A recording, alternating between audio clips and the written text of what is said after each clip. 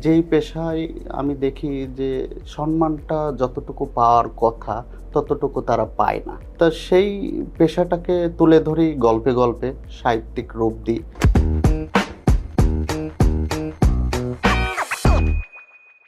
আমরা আমন্ত্রণ জানাচ্ছি দ্য বুকস কর্নার আয়োজিত মগজ ধোলাই নামে স্পেশাল পডকাস্টে।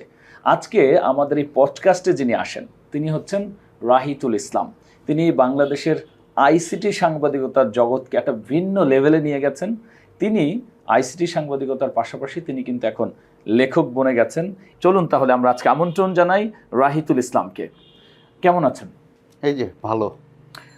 প্রথমেই যেই জানাটা লোভ সংবরণ করতে পারছি না সেটি হচ্ছে মানুষ আইসিটি বলতে বোঝে হচ্ছে ডেটা, জাস্ট হচ্ছে একটু কাঠখোট্টা, যে সেই মানুষগুলো মনে হয় তাদের মনের মধ্যে রস নাই, কাঠখোট্টা জীবনযাপন করে, যান্ত্রিকতা যন্ত্রের মধ্যে থাকে।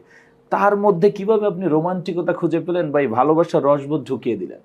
ওই যে আপনি যেটা বললেন যে মানুষ তথ্য প্রযুক্তি বলতে ডেটা বা ফিগার বোঝে।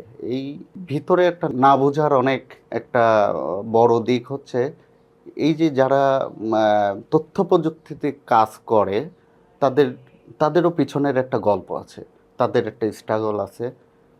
তারা তাদের ওই গল্পটা আমি তুলে ধরি যে একটা সফটওয়্যার ইঞ্জিনিয়ার, একটা ফ্রিল্যান্সার, তারও তো গল্প আছে, তার প্রেম আছে, তার পরিবার আছে, তার তার আলাদা একটা জীবন আছে।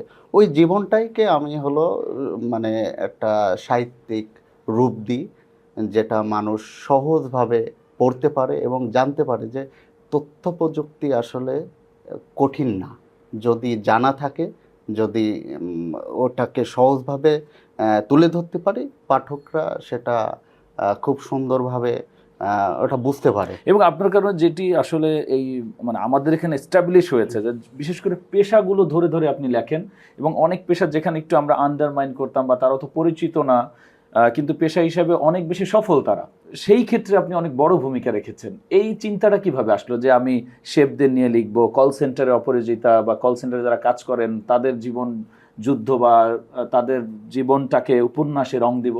আসলে পেশা নিয়ে লেখার কারণটা হচ্ছে আহ, যেই পেশায় আমি দেখি যে সম্মানটা যতটুকু পাওয়ার কথা ততটুকু তারা পায় না। তা সেই পেশাটাকে তুলে ধরি গল্পে, গল্পে সাহিত্যিক রূপ দিই, যেটাকে মানুষ বুঝতে পারে যে হলো আসলে এই পেশাটা কতটা গুরুত্বপূর্ণ। যেরকম আপনি বললেন কল সেন্টারের অপরাজিতা, কল সেন্টারের পিছনের গল্প আমরা বলি না। তা এই গল্পটা লেখার কারণ হলো যে একটা ছেলে বা মেয়ে যে ৮ ঘন্টা যে মানুষের সাথে কথা বলে, অনেক সময় মানুষ বিরক্ত হয়, কাজের সময় হয়, কাজের সময় ফোন দেয় যে এটা লাগবে স্যার, ওটা লাগবে। ও এটা বলো তার জব। এই জবটাকে সে সে এই জবটা করে বিধায় তার পরিবার চলে। কিন্তু আমরা বলো অনেক সময় খারাপ ব্যবহার করে ফেলি। কিন্তু এই যে খারাপ ব্যবহার করি, এটা যাতে না হয় এই জন্য এই বইটা। আমাকে একজন বড় মানুষ বলেছিলেন যে তোমার এই বইটা পড়ার পরে আমি যত বড় মিটিংয়েই থাকি, আমাকে কেউ এরকম ফোন দিলে আমি খুব সুন্দরভাবে বলি যে পরে ফোন দিয়েন, এখন কথা বলতে পারছি না।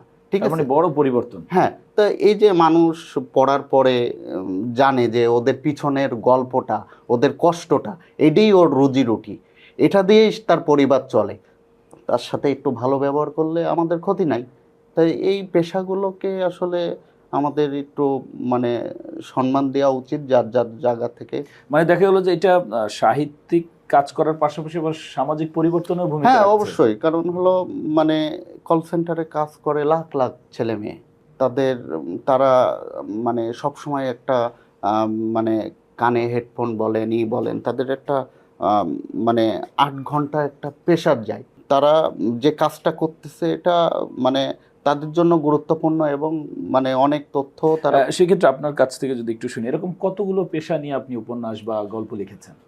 উম মানে আমার গল্পগুলো যেরকম আউটসোর্সিং ও ভালোবাসার গল্প, এটা হলো লিখছিলাম একটা পেশা নিয়ে, ফ্রিল্যান্সিং পেশা।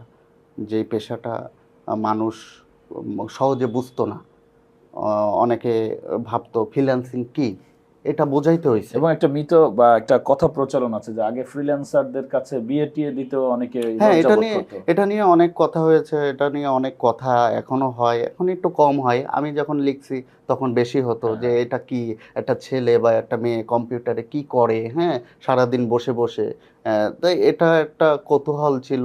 এবং হলো আহ, অনেক ব্যাংক বুঝতো না কেন টাকা আসতেছে ইটি, অনেক সময় তারা হতো যে এটা, নানা ধরনের হ্যাসেলও হ্যাঁ, করতো। হ্যাসেল হতো। এটা লিখতে লিখতে লিখতে লিখতে এক সময় এটা মানুষের কাছে একটা মানে সহজ হয়ে গেছে, আসলে ফ্রিল্যান্সিং করে টাকা ইনকাম করা যায়।